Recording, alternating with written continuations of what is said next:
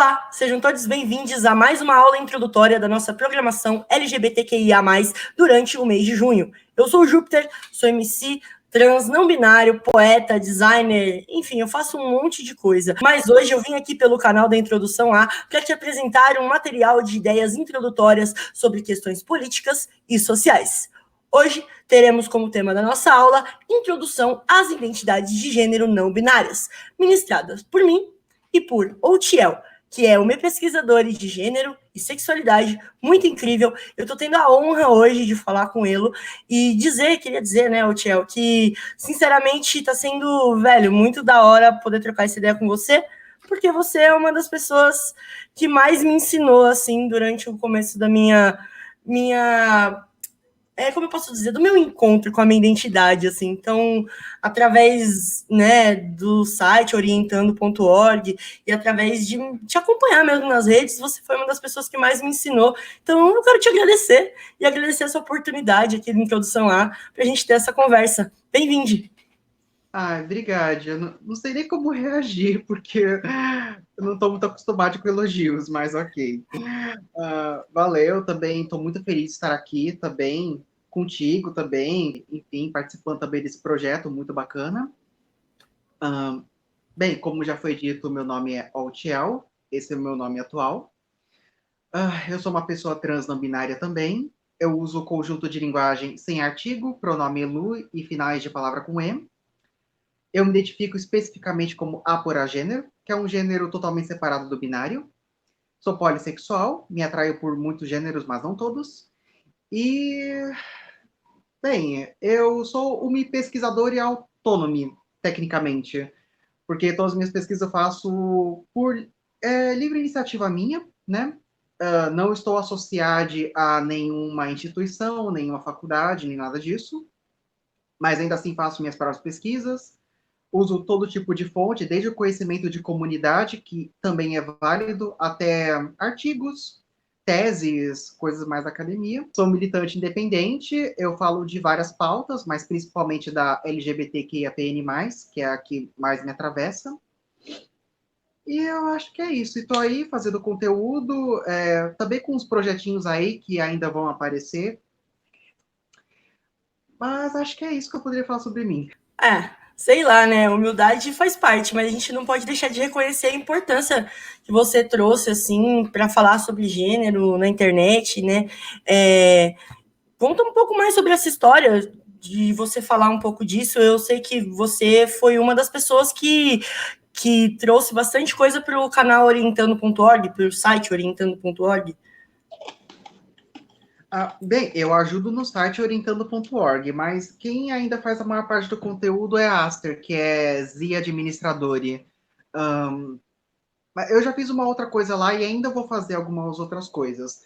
Mas o Orientando foi uma grande referência para mim, para os conteúdos que eu produzo.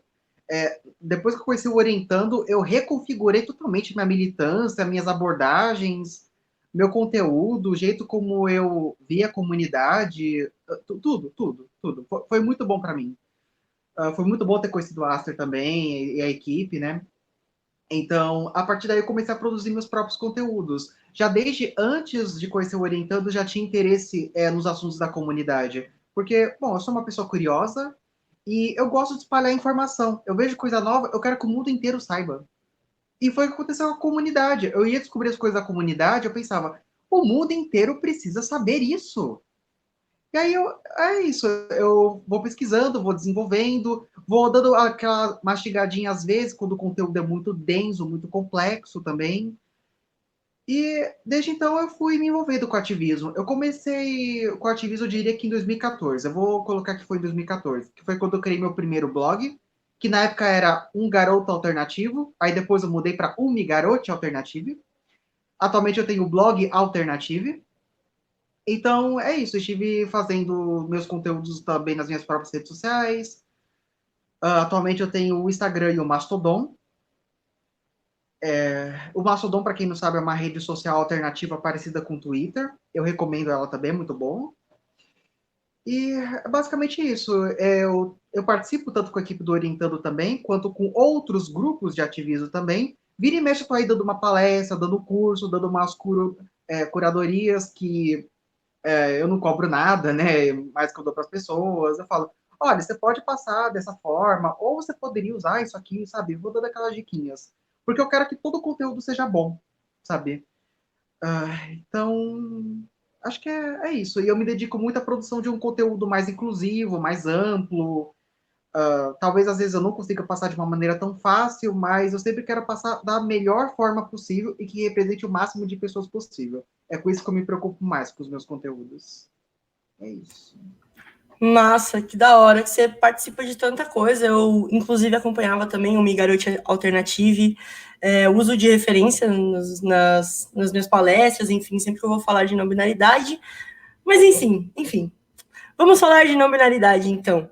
Eu quero ouvir das suas palavras o que é não binaridade, da onde vem e, na verdade, assim, também entender um pouco da sua vivência não binária, né? Queria que você contasse um pouco sua experiência pra gente. Ok. É um pouco difícil colocar num conceito bem definido assim o que é uma pessoa não binária. Tem várias formas de definir, mas se você fosse me perguntar a forma mais ampla e inclusiva, eu diria que uma pessoa não binária é toda pessoa que não é total ou integralmente homem ou mulher. Dentro dessa definição, que pode não parecer, mas ela já é meio vaga, cabe todas as possibilidades desse guarda-chuva. Não binaridade é tanto um guarda-chuva de todas as identidades fora do binário ocidental de gênero, quanto para algumas pessoas também é uma identidade de gênero também. Algumas pessoas se dizem apenas não binárias. A não binaridade, o conceito dela atual é um tanto recente, mais ou menos da década de 1990 para cá, que surgiu com o genderqueer no contexto dos Estados Unidos. A palavra não binária surgiu mais ou menos aí também por esse período para descrever todas as pessoas que se reconheciam fora do binário, já que nem todo mundo se dizia genderqueer. E já que genderqueer também não faz sentido em outros contextos, tipo brasileiro, por exemplo, né? Mas identidades fora do binário existem há séculos, né? Se eu bem me lembro, o registro, um dos registros mais antigos vem da Mesopotâmia, inclusive, e várias culturas por aí ao redor do mundo tinham mais de dois gêneros, tinham suas próprias ideias de homem e mulher e também outros gêneros além desses. Algumas culturas com três, outras com cinco, enfim, um número assim de identidades, com suas próprias concepções também, que são diferentes das nossas atuais. E é exatamente por isso que eu também não acho correto chamar essas identidades culturais restritas às culturas de não binárias, porque não binário é uma coisa do nosso contexto daqui, só faz sentido para a gente. Para aquelas culturas, não são gêneros não binários, são gêneros.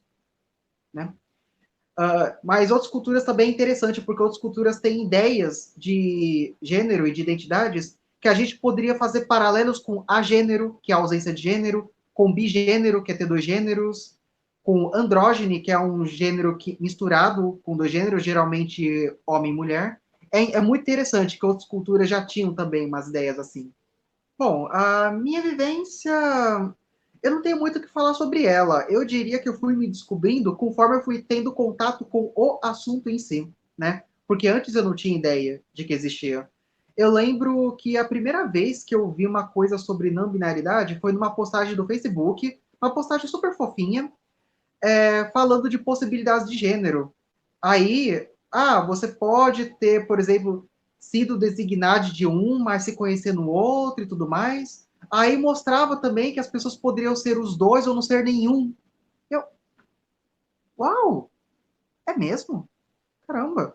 E eu lembro que eu me abri na hora para a ideia. Geralmente as pessoas tendem a ser reacionárias com a novidade, mas eu, quando vi essa novidade, eu achei a coisa mais incrível do mundo.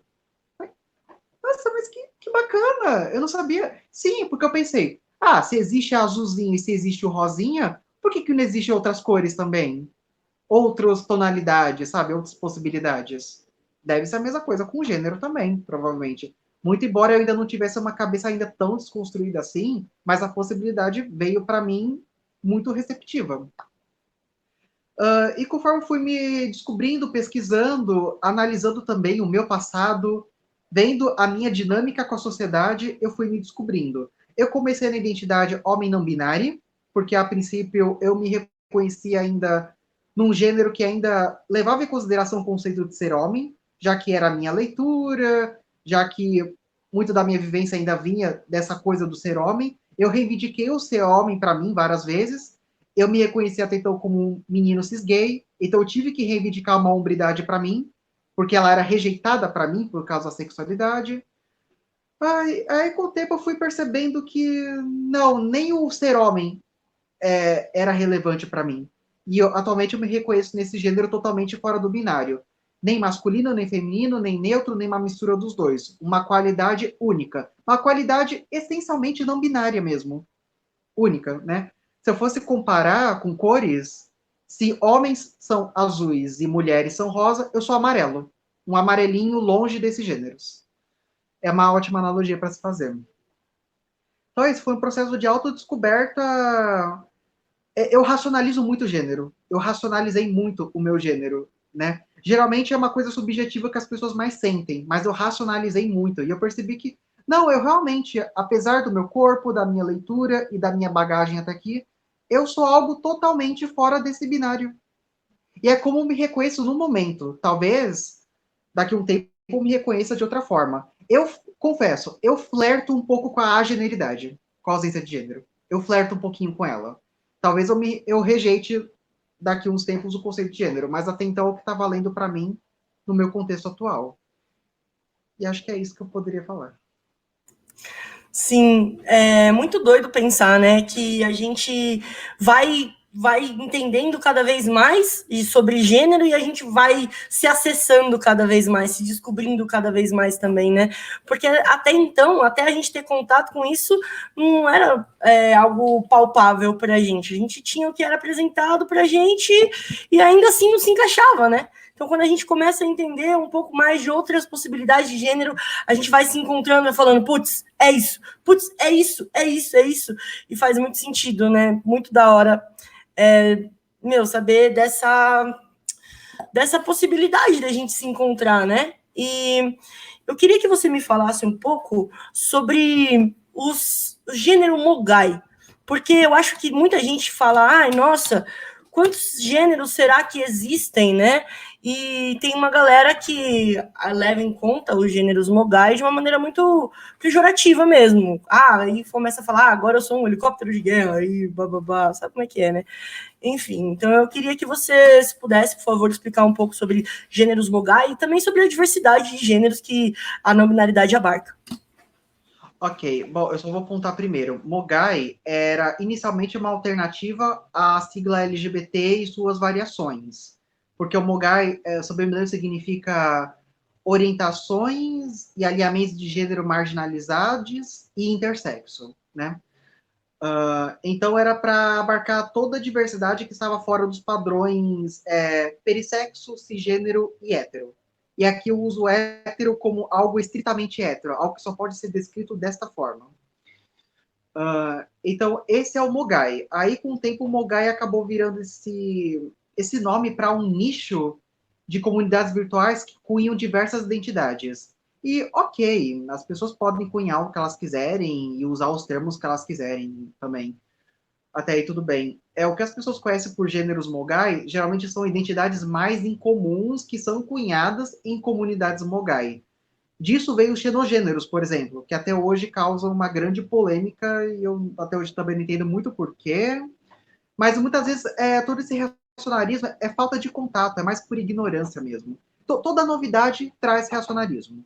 Os xenogêneros aconteceu isso, outras identidades incomuns que às vezes aparecem por aí também causam. Tem identidades nocivas? Tem, mas a gente também tem que saber diferenciar o que é nocivo e o que não é. Tem muita coisa que realmente não é nociva, mas eu concordo que às vezes podem não ter utilidade. Esses termos vão ser esquecidos apenas. Eles não estão fazendo nenhum mal, eles só vão ser esquecidos. Agora, outros podem ser importantes para descrever as experiências das outras pessoas. Então, esses gêneros Mogai, eles são apenas experiências incomuns que as pessoas estão dando um nome. Agora as pessoas estão tendo a oportunidade de dar um nome para o que elas são e para o que elas sentem e para o que elas experienciam. Ótimo, legal para elas, que bom, que bom. Passamos tanto tempo em anos, sabe, na obscuridade, sem saber o que a gente era, sem ter nome pra gente, sem ter palavras. A gente mal tem palavras para descrever experiências não binárias. A gente não tem, a gente tem que inventar, sabe? A gente tem que criar uma coisa para descrever o negócio. É o que acontece com muitos xenogêneros também, porque muitas pessoas não têm palavras para descrever seus gêneros. Aí fazem metáforas. Metáfora com um céu noturno, metáfora com uma sensação, metáfora com alguma cor, sabe? Enfim. Fica até Então, poético, né? é interessante mesmo. Sim, é poético muitas vezes. Então, os gêneros mogais são isso. E os gêneros mogais mostram exatamente que a não binaridade não tem limite. Ela é infinita. Quando pergunto para mim, quantos gêneros existem? Eu falo, podem existir infinitos até onde eu estou sabendo. Podem existir infinitos, sabe? Porque tem várias combinações, tem várias vivências. Bom, primeiro que cada pessoa já experiencia seu próprio gênero da sua própria forma. Mas muitas pessoas vão se encontrar em identidades em comuns. Homem, mulher, gênero neutro, aporagênero, transmasculino, transfeminino, etc. Agora, quantas possibilidades existem? A não binaridade está aqui para deixar em aberto. Infinitas, infinitas possibilidades.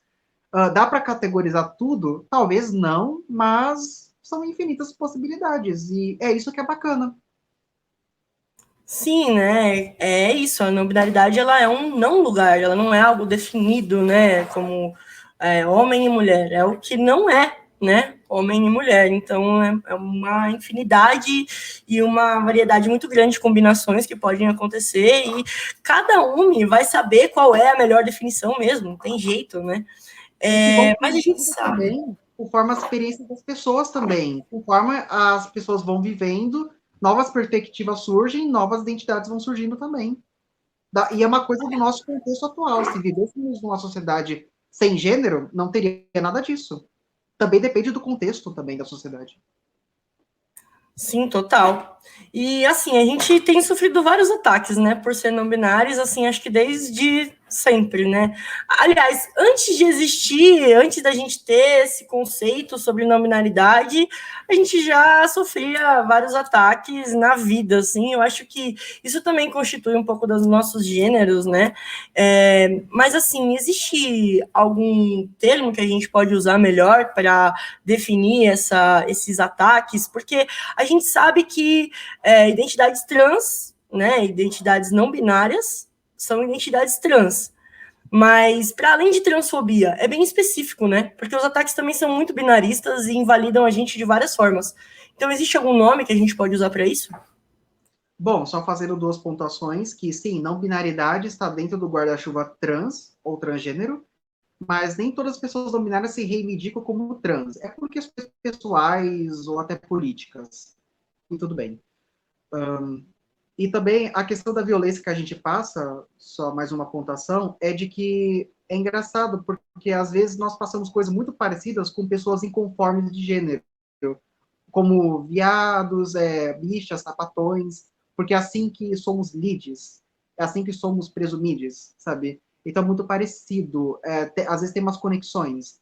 Mas, falando especificamente da violência, da discriminação contra a não binaridade, existem dois termos. Muita gente usa binarismo. A questão do binarismo é que tem mais de um uso essa palavra, às vezes ela é um pouco vaga também. Ela já foi usada para falar da discriminação específica da colonização contra os gêneros restritos de certas culturas. Ela já teve esse uso. Atualmente ela está tendo um uso mais amplo na anglosfera. Por via das dúvidas, para evitar esse tipo de conflito, se acontecer, tem a palavra exorsexismo, soletrando E-X-O-R, sexismo, com um S, que é um termo que foi cunhado especificamente para falar da discriminação contra todas as pessoas que não são binárias, né?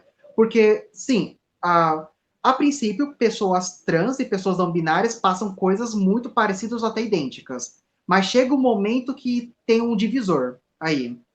E é aqui que está o exorsexismo. Mas, apesar dessas similaridades, existe um divisor em algum momento entre as identidades binárias e as identidades fora do binário. As identidades binárias ainda têm algum reconhecimento legal, por exemplo. Elas existem dentro da lei.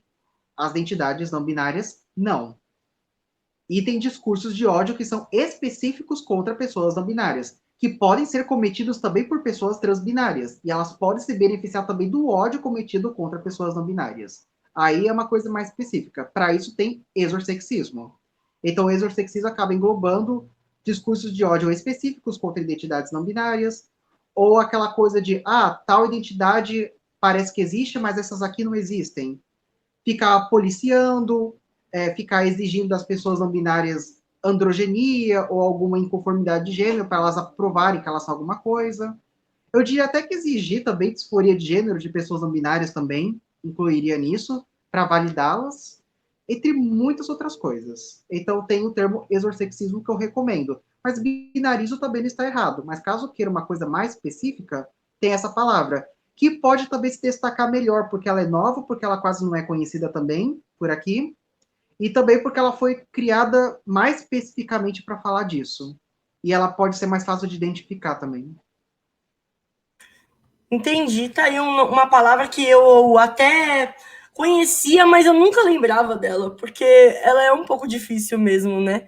E aí a gente já associar binarismo também, um pensamento binarista, né? Às vezes eu acabo levando com um ista no final, né? Porque já remete também ao, sei lá, o machista, o racista, fascista, já tem o ista no final que, né, acho que remembra um pouco disso, assim, né? Mas exorsexismo é uma boa palavra também, e ela é boa de falar também. Acho que eu vou começar a usá-la. Agora, tem uma questão, né? Que por muita gente, às vezes, não identificar, não associar a não binaridade à transgeneridade também, ou exatamente isso, a gente sofrer ataques de pessoas transbinárias dentro da própria comunidade, né? Sempre exigem da gente que a gente tenha uma articulação política não binária, que a gente faça nossas próprias reivindicações, que a gente não tenha que lutar junto com pessoas transbinárias. E aí eu queria saber sua opinião sobre isso e como que pessoas não binárias podem se articular melhor mesmo, né, politicamente falando e exigindo nossos próprios direitos. Polêmica. Bom, assim, por um lado, eu até concordo que pessoas fora do binário deveriam ter uma organização própria a princípio. Muitas pautas não binárias acabam indo de encontro com a de pessoas trans no geral. Sim, mas existem momentos que a gente acaba tendo coisas mais específicas. E as coisas específicas precisam ser pautadas dentro de seus contextos, dentro de suas necessidades. Isso não significa que a gente precisa fazer um ativismo totalmente longe de pessoas trans. Isso é um pensamento bem excludente, bem sectário e bem desnecessário. Mas sim, pessoas não binárias deveriam ter, a princípio, sim, sua própria organização. Essa organização fazer pontes e contatos com outros grupos trans ou não cis dissidentes. E essas conexões são importantes porque tem pautas que se encontram. Da mesma forma que tem pessoas não binárias que são transmasculinas, que são transfemininas, então estão acessando cirurgias, hormônios, que até então eram para pessoas binárias, transbinárias, né? Existe também questões mais específicas que precisam ser urgentemente discutidas, pautadas e, enfim, articuladas para que as pessoas consigam esses direitos, que nós ainda não temos quase nenhum direito, praticamente. Como pessoas não binárias podem fazer isso? Olha, ocupando espaços, formando fóruns, formando coletivos, grupos, enfim, chegando nesses espaços, formando essas conexões, enfim, basicamente todo o processo que todo grupo precisa fazer, todo grupo marginalizado pelo sistema. E a maneira melhor de fazer isso, acredito eu, é todo mundo se englobar nesse guarda-chuva não binário, que é imenso, e aí as pessoas vão pautando tanto demandas mais gerais, quanto demandas um pouco mais específicas, enfim. Certo, eu concordo com você. Eu acho que tem que rolar, né, essas organizações. Você conhece algum coletivo, alguma instituição que já está fazendo esse movimento? No momento tem vários grupos avulsos por aí. Eu recentemente participei da rede latino-americana. O grupo brasileiro, nacional, eu ainda não conheço nenhum específico, algum que esteja tendo uma maior articulação. Já tentei participar de um ou outro e nunca dava certo, por rixas dentro, ou porque o grupo, de repente, não fazia mais nada. Então, a nossa situação tá triste. Eu sinto muito, é isso que eu vou conseguir te responder no momento. Olha, eu realmente gostaria muito de fazer parte de um. Talvez a gente tem que começar um, né? Vamos começar um agora, Tchel? Vamos Tá embora. bom? Não, na real, eu acho que tudo tem que ser feito com muita estratégia, né? Uma organização de fato, que tem várias demandas, né? A gente tem várias pautas para cobrar. E assim, eu queria também saber quais demandas você acha que são mais urgentes agora e quais a gente precisa resolver, por exemplo, a longo prazo, assim. Bom, urgentes e a longo prazo são várias. Urgentes, eu diria que políticas públicas específicas para a população não binária ou que consiga atender a população não binária também. Tem gente não binária também nas ruas, tem gente não binária em vulnerabilidades. Talvez o reforço também das leis contra a discriminação, já que, embora a transfobia esteja já na lei, né, teoricamente, muitas das discriminações exorsexistas ainda passam reto, porque elas não são consideradas discriminações. Muitas delas são consideradas apenas piadinhas inofensivas de internet. A longo prazo, né, ao menos no nosso idioma, a implementação de um terceiro gênero gramatical, de um gênero neutro, que possa contemplar várias pessoas não binárias. A implementação de um marcador de sexo neutro, também nos documentos, na certidão de nascimento, no passaporte, enfim. A questão também de todas as divisões binárias, como na prisão, os banheiros, os esportes, enfim, que são demandas até mundiais mesmo. Roupas, né? Então, tudo isso são questões que precisam ser revistas, que precisam ser analisadas e criticadas, para a gente caminhar para uma desconstrução maior do gênero, para que todas as pessoas possam se expressar melhor também. Não apenas as não binárias, mas também qualquer pessoa inconforme de gênero, inclusive cis e transbinárias também. Então é isso. Resumidamente, é isso. Gente, então é isso. Foi maravilhoso esse encontro com o Tiel. Só tenho a agradecer a introdução A e por possibilitar isso. E quero agradecer também ao Tiel pela presença magnífica nesse encontro, nessa aula, né, introdutória, que foi muito mais que introdutória, a gente aprofundou bastante em várias coisas. E agradecer também pelo corre, pelo rolê de estar sempre escrevendo, produzindo sobre não binaridade, sobre gênero. Eu acho muito importante, certo? Sua produção, sua contribuição. E é isso. Você gostou desse tema? Se você tem interesse em se aprofundar no assunto ou até mesmo acompanhar outras aulas sobre LGBTQIA+, aqui nesse mês de junho, é só se inscrever aqui no canal da Introdução A e também tem um canal no Telegram, se você quiser participar, sobre a temática LGBTQIA+, com aulas de até 1 hora por semana, certo? Além de diversas outras novidades que vão rolar por lá. Para participar do grupo, acesse o link abaixo na descrição.